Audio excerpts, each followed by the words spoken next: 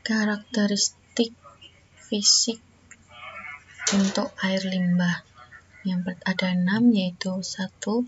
TDS total dissolved solid, 2. TSS total suspended solid, 3. bau, 4. warna, 5. suhu, dan 6. kegaruhan. Nah, sekarang TDS dan TSS. Apa itu TDS maupun TSS? Nah, saat belajar kimia dasar, kita mengetahui 3 macam campuran, yaitu larutan, koloid, dan suspensi. Nah, kalau larutan itu kita sering sebut sebagai TDS, dan suspensi yaitu TSS. Untuk pengertian TDS-nya, yaitu total padatan terlarut. Ukuran dari TDS ini yaitu kurang dari 1 nanometer yang lolos di kertas milibor, di mana kertas milibornya itu diameter 0,45 mikrometer. Sedangkan TSS pengertiannya yaitu total padatan tersuspensi dengan ukuran diameter lebih dari 1 mikrometer yang tertahan di kertas milibor dengan diameter 0,45 mikrometer. Kalau TDS itu kurang dari 1 nanometer, sedangkan TSS lebih dari 1 mikrometer. Jadi lebih besar TSS, suspensi. TDS ini terdiri atas disebabkan oleh bahan-bahan organik yang berupa ion-ion yang ditemukan di perairan seperti zat organik, garam anorganik, dan gas terlarut. Kalau TSS ini partikelnya lebih kecil dari sedimen, tidak larut dalam air karena ukurannya yang besar, tetapi tidak langsung mengendap, sehingga menyebabkan kegaruhan air. Untuk pengujian TSS dan TDS ini menggunakan metode gravimetri yang telah dijelaskan dalam SNI nomor 6/6989-3 2019 dan 2004. Prinsipnya jelaskan seperti ini.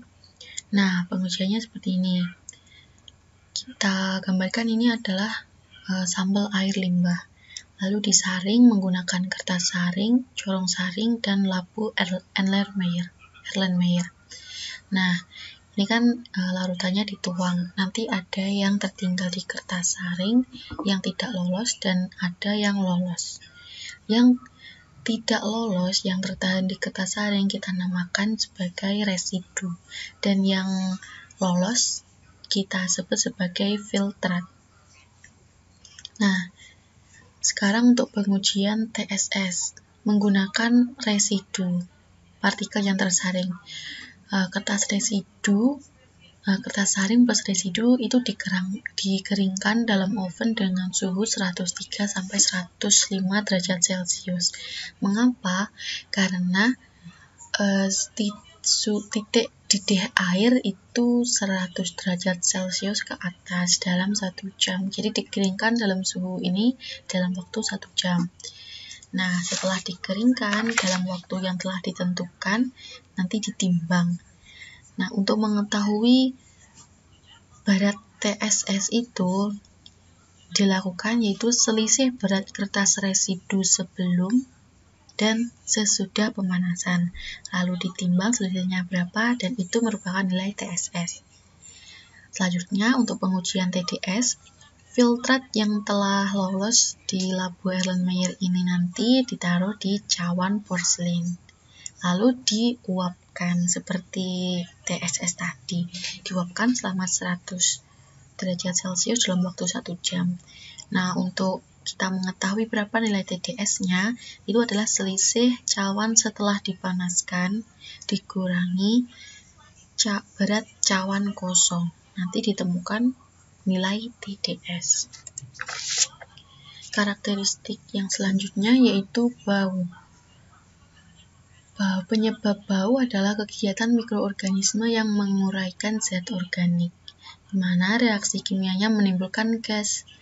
Intensitas bau yang ditimbulkan bergantung pada jenis dan banyaknya gas yang dihasilkan. Jika intensitas bau meningkat, sama dengan sebanding dengan pencemaran air. Yang berdampak buruk bagi biota air dan kehidupan manusia. Nah, timbulnya bau pada air menandakan tingkat pencemaran air yang tinggi, di mana air yang baik adalah air yang tidak berbau. Karakteristik selanjutnya yaitu warna. Selain air yang baik itu tidak berbau, air yang bersih juga tidak boleh berwarna. Warna dapat menghambat penetrasi cahaya ke dalam air dan mengakibatkan terganggunya proses fotosintesis. Semakin dalam perairan, semakin tinggi nilai warna karena terlarutnya bahan organik yang terakumulasi di dasar perairan.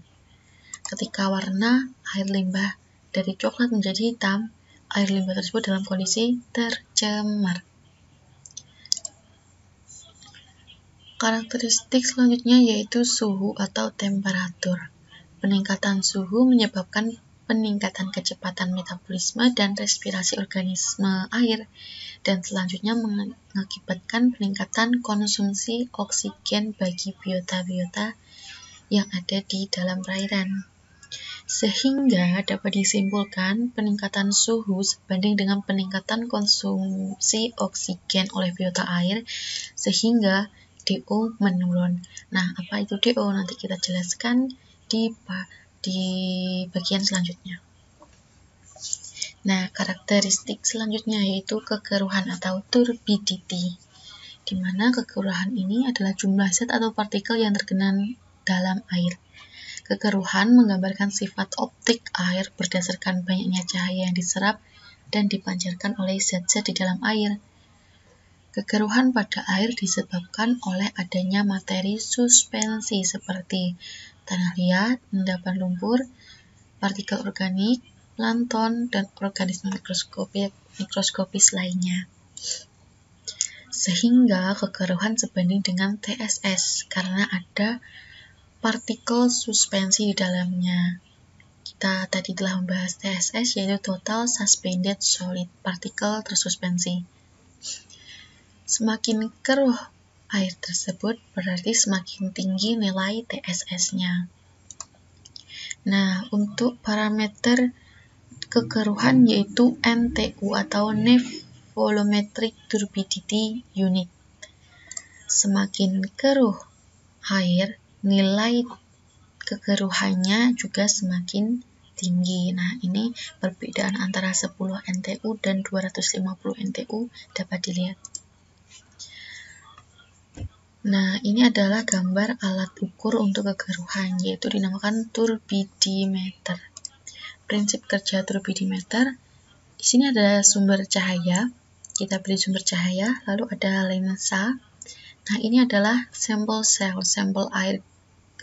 air limbah, di mana setiap karena ini air keruh itu ada suspensinya, cahaya yang melewati sampel ini dapat membelok, bisa ke depan 90 derajat, bisa kembali ke belakang. Nah, cahaya ini nanti ditangkap oleh detektor. Setiap arah ada detektornya di alat ini. Nanti detektor ini akan memunculkan nilai berapa kekeruhan dari air limbah tersebut. Nah, standar baku mutu nilai kekeruhan untuk air keperluan higienitas, untuk keperluan rumah tangga adalah 25 NTU dalam Peraturan Menteri Kesehatan Nomor 32 Tahun 2017. 25 NTU seperti ini.